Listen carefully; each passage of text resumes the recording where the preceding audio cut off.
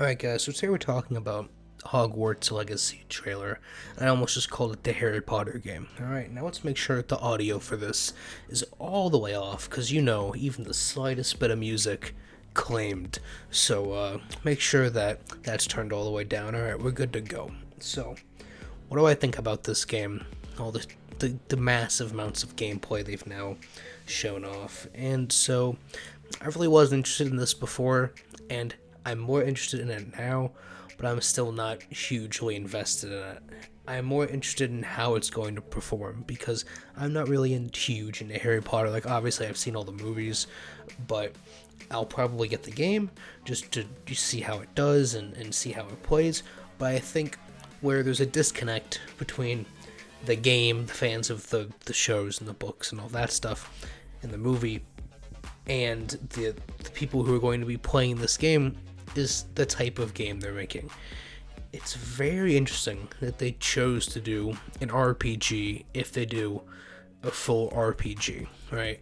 And, you know, if they are just saying it's an RPG game just because you can, like, change your class and that type of stuff, and it's still, for the most part, just an open world or even a linear story game, that's fine, that makes sense. That's kind of what I would expect from something like this. But if it's to the extent, you know, of what's not even Elden Ring, but like some of the newer Assassin's Creed games where there's all these different stats and transmogrifying gear and gear variations and all that stuff, I don't think that a Harry Potter game needs to go in that direction. Now, I think the side quest potential and all of that stuff of the Harry Potter world works well within the RPG setting, but I don't think that that level of complexity is really needed for these fans, right? I think if you would have just done not so much a Call of Duty style, but, you know, a linear story game, make it 15 hours, you know, though it an open world with side quests, make it 30, and I think that would have worked better here. Now, obviously, it's not out. I don't know anything about this, just what they've shown, obviously. But I also think it's interesting that they chose to do a single player here, although they have said there's no microtransactions, so that's nice.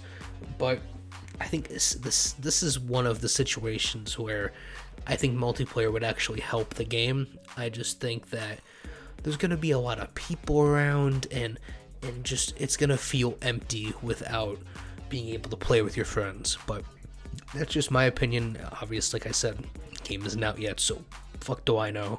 Another point that I noticed while watching the gameplay trailer is just within the, 14 minutes that they showed, I got bored of the combat. It looks very just spam one button, and, you know, maybe with the whole RPG system, there's different, like, trees you can go down and different types of spells you can do. And again, that's also going to depend on how deeply they go into it. If you can choose sides and have, you know, be more evil and use these types of spells, or be more, you know, good and use these types of spells and all of that stuff.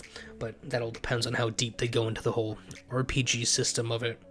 But combat looks very spammy, and, you know, there's nothing wrong with that. I just think if you're going to put the effort to make it an RPG and have all of these different classes and subclasses and skill trees and traits and all of that stuff, then I think you're going to want a more defined combat system. But it could be the greatest thing ever. What do I know? I think it looks a lot like the Guardians of the Galaxy situation, where the combat in the Guardians of the Galaxy trailers, if you haven't played that game or seen the trailers or anything, the combat doesn't look great. It looks really boring, it looks really spammy, it looks like how it does here. You're going to be pressing one button for the entire game. But then you go in and play it, and they do just enough to where there's combos and variation to a point, but it's not over the top and too intense. It never, you know, takes the center stage, right? I mean, in Guardians of the Galaxy, the writing and the story is the best part of that game. Now, that is a linear story game, so it's completely different than what's going on here, but I just thought that from the trailer itself, the combat style looked very similar.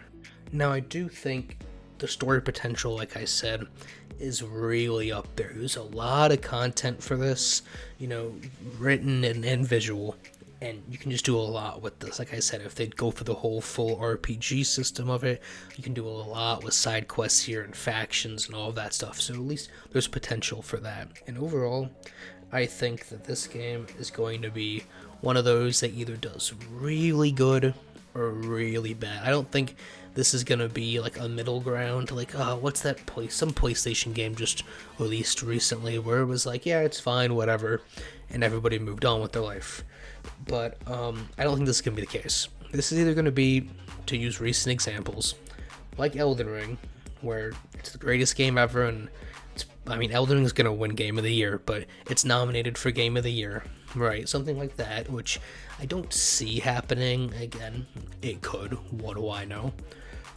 Or it's going to be the case where only like the super fans enjoy it, and the rest of us, we play it, we dabble in it, but it's nothing special. I think from the looks of it, just from a gameplay perspective, it looks like that's going to be the case, right? Unless you know your Harry Potter and like you're super deep in the lore, then it's not going to be the most invigorating gameplay you've ever played. Now, like I said, I could be wrong.